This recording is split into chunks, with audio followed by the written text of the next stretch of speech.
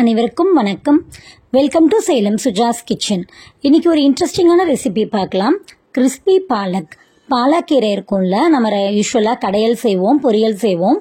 அதை வச்சு கிறிஸ்பி பாலக், கிறிஸ்பியாக ஒரு ரெசிபி. ரொம்ப ரொம்ப நல்லா இருந்துச்சு. ஆனால் நம்மளால் நிறைய சாப்பிட முடியாது, ஏன்னா இது ஆயிலில் ஃப்ரை பண்ணுறது. கிறிஸ்பாக இருக்கும், அது ரொம்ப நல்லா இருந்துச்சு. ஒரு கட்டு அளவுக்கு பண்ணி போட்டு பார்க்கலாம். நான் 2 கட்டு கட் பண்ணேன் ஆக்சுவலி. ஆனால் ஒரு கட்டு அளவுக்கு போட்டாலே போதும், மிச்சம் நான் பொரியல் பண்ணிட்டேன்.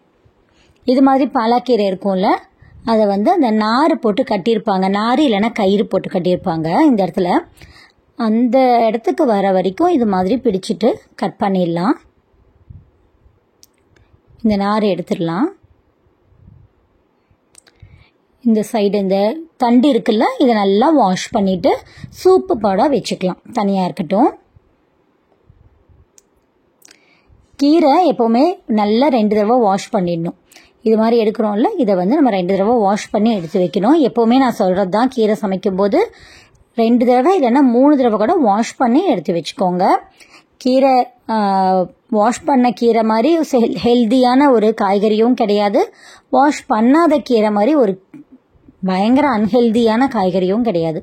அதனால எப்போவுமே 2 தடவை இல்லைன்னா 3 தடவை வாஷ் பண்ணிக்கோங்க. வாஷ் பண்ணி எடுத்துகிட்டு வந்த பாலாக்கீரையை இது மாதிரி ஒரு துண்டு விரித்து அதில் அப்படியே பரப்பி விட்டுறலாம். அந்த தண்ணி, எக்ஸஸ் தண்ணி எல்லாம் வடியறதுக்காக. ஒரு 5 மினிட்ஸ் இருக்கட்டும். தண்ணி நம்ம அலசி எடுத்துகிட்டு வந்தோம்ல, அந்த தண்ணி எல்லாம் அப்படியே இருத்து வந்துடும். பாருங்கள், இந்த மாதிரி ஒரு பக்கம் இருக்கட்டும். இப்போது நல்லா அந்த தண்ணியெல்லாம் இருத்து வந்துருச்சு. அந்த கீரையை மட்டும் இப்படி பொடி பொடியாக கட் பண்ணிக்கலாம். நம்மளால் எவ்வளோ குட்டியாக கட் பண்ண முடியுமோ அவ்வளோ குட்டியாக. இது மாதிரி இதில் 1-2 தண்டு இருக்கும் தான், இருந்தாலும் பரவாயில்ல. பெரிய தண்டெல்லாம் நம்ம சூப்புக்கு எடுத்து வச்சிட்டோம், குட்டி தண்டெல்லாம் இருந்துட்டு போட்டோம். இப்போ இது மாதிரி உதிரி உதிரியாக இருக்குது பாருங்கள். இதை இன்னொரு துண்டு, அந்த துண்டு ஃபுல் ஈரமாக இருக்கும், அதனால் இன்னொரு துண்டு எடுத்து இது மாதிரி போட்டு பரப்பி ஒரு 5 to 10 மினிட்ஸ் அப்படியே ஆற விட்டுருங்க. இது நல்லா ஆறுனா தான் அந்த தண்ணி எல்லாமே இருத்து வந்துடும். இது ஒரு பக்கம் இருக்கட்டும். இப்போது ஒரு வாணலி எடுத்திருக்கேன். அதில் வெள்ளை எள்ளு 1 டேபிள் ஸ்பூன் சேர்த்திருக்கேன். எண்ணெய் எதுவுமே சேர்க்கலை, வெறும் வாணலியில் வெள்ளை எள்ளை சேர்த்து இது மாதிரி லைட்டாக கொஞ்சம் கலர் சேஞ்ச் ஆகும்ல, இந்த அளவுக்கு எடுத்து ஒரு கப்பில் போட்டு வச்சுக்கலாம். இப்போ அதே வாணலியில் ஒரு 5 பல்லு பூண்டு அதை எடுத்து அதையும் போட்டு லைட்டாக அந்த பச்சை வாசனை போகிறதுக்கு வறுக்கிறேன். இதுலேயும் எண்ணெய் எதுவுமே சேர்க்கலை, கலர் சேஞ்ச் ஆக தேவையில்லை. லைட்டாக அந்த பச்சை வாசனை வரும்ல, அது மட்டும் போனால் போதும். இந்த பச்சை வாசனை போன பூண்டு நல்ல ஒரு ஸ்மெல் கொடுக்கும், அதை மட்டும் எடுத்து வச்சுக்கோங்க.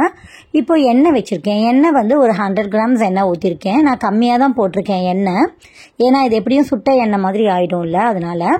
அதில் இந்த கீரையை, நம்ம உதுத்து வச்சுருக்கிற கீரையை, கட் பண்ணி வச்சுருக்கிற கீரையை அப்படியே மேலோட போட்டு நல்லா ஃப்ரை பண்ணி மொறுன்னு ஃப்ரை ஆகிற வரைக்கும் நல்ல பைப்பிங் ஹாட்டில் இருக்கணும். பூரி போடும்போது பைப்பிங் ஹாட்டில் வச்சுருப்போம்ல எண்ணெய், அந்த மாதிரி இருக்கணும். அடுப்பு கம்மி பண்ணவே வேண்டாம், அதை எடுத்து வச்சுக்கலாம். இப்போ வறுத்து வச்ச வெள்ளை எள்ளு, வறுத்து வச்ச பூண்டு, இது சில்லி ஃப்ளேக்ஸு, 1/4 டீஸ்பூன் உப்பு, 1/4 டீஸ்பூன் சர்க்கரை எடுத்து வச்சுருக்கேன். வெள்ளை சர்க்கரை தான் இன்றைக்கி போட்டிருக்கேன். இந்த ரெசிபிக்கு வெள்ளை சர்க்கரை தான் சொல்லியிருந்தாங்க, அதனால் அதே போட்டிருக்கேன். நல்லா கிறிஸ்பாக ஆயிடுச்சு. இதை எடுத்து வச்சுக்கலாம். இந்த எண்ணெயெல்லாம் வடிகட்டும்.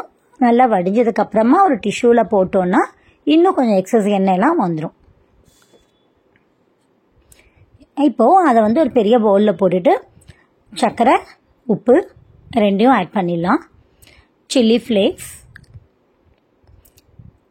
கார்லிக், எள்ளு, இது எல்லாமே அளவெல்லாம் கிடையாது, சும்மா ஒரு டேஸ்ட்டுக்கு நமக்கு எப்படி வேணுமோ அது மாதிரி சேர்த்திக்கலாம். ஒரு அப்ராக்சிமேட்டான அளவு தான் நான் சொல்லியிருக்கேன். நமக்கு இன்னும் எள்ளு நல்லா ஸ்மெல் பிடிக்கும்னா இன்னும் கூட சேர்த்திக்கலாம்.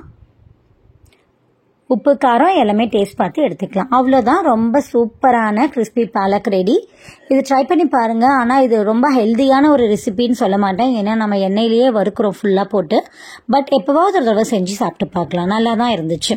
எல்லாருமே ட்ரை பண்ணி பாருங்கள். இந்த ரெசிபி உங்களுக்கு பிடிச்சிருந்துச்சுன்னா என்னோட சேனலை சப்ஸ்கிரைப் பண்ணிக்கோங்க. தேங்க்யூ ஃபார் வாட்சிங்.